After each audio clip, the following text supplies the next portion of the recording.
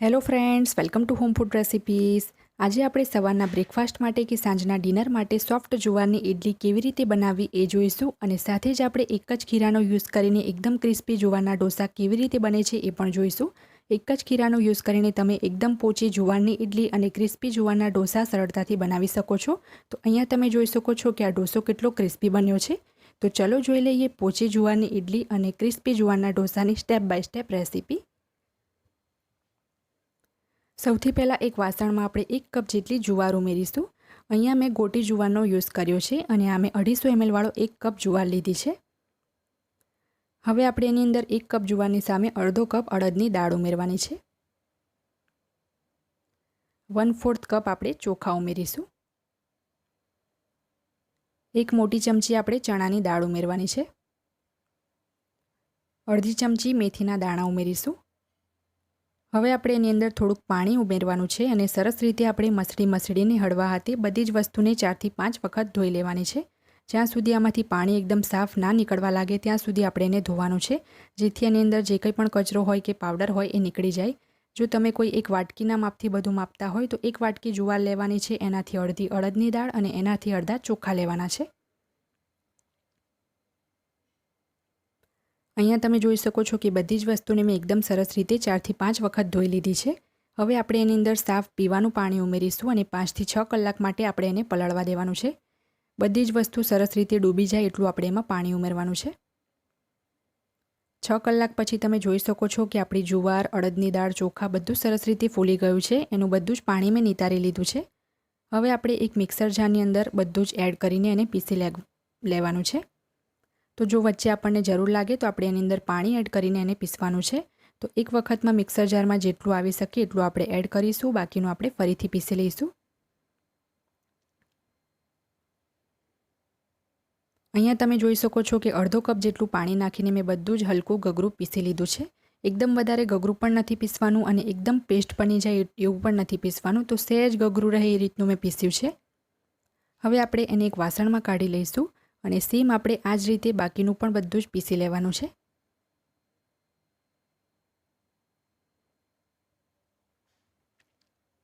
તો અહીંયા મેં બાકીનું પણ બધું જ અડધો કપ જેટલું પાણી નાખીને પીસી લીધું છે, એટલે કે ટોટલ આટલું મિશ્રણ પીસવામાં આપણને 1 કપ એટલે કે 200 ml પાણી લાગ્યું છે। હવે મિક્સર જારની અંદર પણ મેં અડધો કપ પાણી ઉમેરી દીધું છે, એને પણ આપણે આ જ ખીરુંમાં એડ કરી દઈશું અને હવે બધું જ સરસ રીતે મિક્સ કરી લેવાનું છે। સરસ રીતે મિક્સ કર્યા પછી આપણે એને 10 થી 12 કલાક માટે ગરમ જગ્યાએ આથો લાવવા માટે મૂકવાનું છે। જો ખીરું એકદમ સરસ રીતે ફર્મેન્ટ થયું હશે તો જ આપણી ઇડલી અને ડોસા સારા બનશે। જો ઇડલી અને ડોસા બનાવતી વખતે આપણને લાગશે કે ખીરું ગાઢું છે તો આપણે બીજું પાણી એડ કરીશું। તો અત્યારે તો એની આ રીતની કન્સિસ્ટન્સી રાખી છે। તો આના ઉપર એક પ્લેટ ઢાંકીને એને હું લોટના ડબ્બામાં મૂકી દઈશ। ટોટલ 12 કલાક આપણે પછી પ્લેટ ખોલીને જોઈ લઈશું। મેં એને 12 કલાક માટે રાખ્યું છે। તો અહીંયા તમે જોઈ શકો છો કે આપણું ખીરું એકદમ સરસ ફર્મેન્ટ થઈ ગયું છે। આ રીતની જાડી આવી જવી જોઈએ ખીરાની અંદર, આપણે એટલું એને ફર્મેન્ટ થવા દેવાનું છે। તો એકવાર આપણે આને મિક્સ કરી લઈશું। અત્યારે એમ પણ ઉનાળાની સિઝન ચાલે છે એટલે ખીરું ફર્મેન્ટ થઈ જ જશે। શિયાળામાં 15 કલાક પણ લાગી શકે છે। તો અડધીથી પોણી ચમચી મેં એમાં મીઠું એડ કર્યું છે। સરસ રીતે આપણે એને મિક્સ કરી લઈશું। ખીરુંમાં આથો આવે પછી એકદમ એ હલકું અને ફ્લફી થઈ જશે। તો હવે આ જ ખીરુંમાંથી આપણે થોડુંક ખીરું અલગ કાઢી લેવાનું છે ડોસા બનાવવા માટે, કારણ કે ઇડલી બનાવવા માટે હું સોડાનો યુઝ કરીશ, જ્યારે ડોસામાં હું ક્યારેય સોડાનો યુઝ નથી કરતી। તો આ રીતના 4 મોટા લીડલ ભરીને ખીરું મેં અલગ કાઢી લીધું છે, જેથી હું તમને ડોસા પણ બનાવીને બતાવી શકું। હવે જે બાકીનું ખીરું છે એ એકદમ ગાઢું છે, તો આપણે એની અંદર પાણી ઉમેરવું પડશે, કારણ કે આટલા ગાઢા ખીરામાંથી ઇડલી સારી નહીં બને। તો 1/4 કપ જેટલું હું આની અંદર પાણી ઉમેરું છું। આનાથી વધારે આપણે પાણી ઉમેરવાની જરૂર નથી। તો એક વખત આને મિક્સ કરી લઈએ। તો આ રીતની એની કન્સિસ્ટન્સી પરફેક્ટ છે। હવે મેં એલ્યુમિનિયમના ઇડલી મોલ્ડ્સ લઈ લીધા છે અને આપણે તેલ લગાવીને ગ્રીસ કરી લઈશું। જે ઇડલીનું ખીરું છે એની અંદર આપણે 2 ચપટી જેટલો બેકિંગ સોડા ઉમેરીશું। જે ખાવાનો સોડા આવે છે એ જ મેં 2 ચપટી જેટલો જ એડ કર્યો છે। એકવાર આપણે એને મિક્સ કરી લઈશું અને તરત જ આપણે એને ગ્રીસ કરેલા મોલ્ડમાં એડ કરી દઈશું। સોડા ઉમેર્યા પછી ખીરુંને આપણે સહેજ પણ રહેવા નથી દેવાનું અને ઇડલીનું કુકર પણ આપણે સોડા નાખવા પહેલેથી જ ગરમ કરી લેવાનું છે। તો બાકીના જે 2 મોલ્ડ છે એને પણ હું તેલ લગાવીને આ રીતે ખીરું ભરીને રેડી કરી લઉં છું।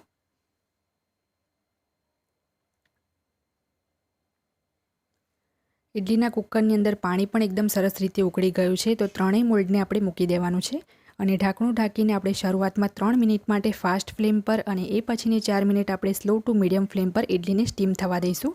5 થી 7 મિનિટમાં આપણી ઇડલી રેડી થઈ જશે.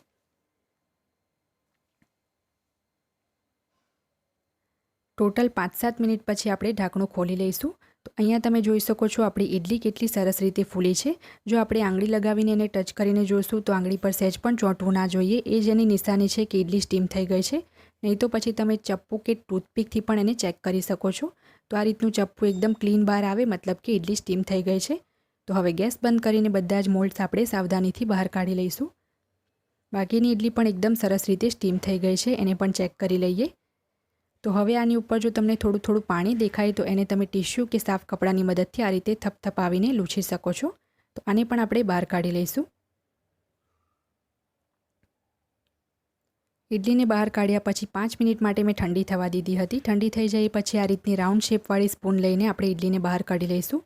તો ચમચીને ઇડલીની સાઈડથી આપણે ગોળ ફેરવશું તો સરળતાથી ઇડલી બહાર નીકળી જશે. જુવારની ઇડલી અને ઢોસા ખૂબ જ હેલ્ધી હોય છે. જો તમે ડાયાબિટીક પેશન્ટ હોય અને ચોખાથી બનેલી ઇડલી કે ઢોસા ના ખાઈ શકતા હોય તો તમે એકવાર આ જુવારની ઇડલી ચોક્કસ ટ્રાય કરજો. ડાયાબિટીક પેશન્ટ માટે જુવારની ઇડલી ખૂબ જ ફાયદાકારક હોય છે. તો એક ઇડલી હું તમને અહીંયા તોડીને પણ બતાવું છું. તમે જોઈ શકો છો કે એકદમ પોચી રૂ જેવી ઇડલી બની છે. હવે આપણે સેમ ખીરામાંથી ડોસો પણ બનાવીને જોઈ લઈએ. તો તવો ગરમ કરીને એની ઉપર પાણી છાંટીને મેં એને સાફ કપડાથી લૂછી લીધું છે. હવે જે ડોસાનું ખીરું આપણે અલગ કાઢ્યું હતું એમાંથી આપણે 2 મોટા લીડલ ભરીને ખીરું તવા ઉપર સ્પ્રેડ કરવાનું છે. તો આ રીતે સર્ક્યુલર મોશનમાં આપણે એને સ્પ્રેડ કરીશું અને પછી ડોસો ઉપરથી સુકાઈ જાય તો આપણે એના ઉપર તેલ લગાવશું. તમે ચાહો તો તેલની જગ્યાએ બટર પણ લગાવી શકો છો. એવું કરવાથી આપણો ડોસો નીચેથી ક્રિસ્પી બનશે. તો સ્લો ફ્લેમ પર આને આપણે ક્રિસ્પી થવા દઈએ. તો ડોસો નીચેથી ક્રિસ્પી થઈ જાય ત્યારે એક ફ્લેટ તવેથાની મદદથી આપણે એની સાઈડ અલગ કરીને એને ફોલ્ડ કરી લઈશું. તમે ચાહો તો આ સ્ટેજ ઉપર કોઈ મનપસંદ મસાલાનું સ્ટફિંગ પણ ફિલ કરી શકો છો. આ જે ડોસો છે જુવારનો છે તો એકદમ જલ્દી લાલ થઈ જાય છે એટલે એને સ્લો ફ્લેમ પર જ કૂક કરવાનો છે.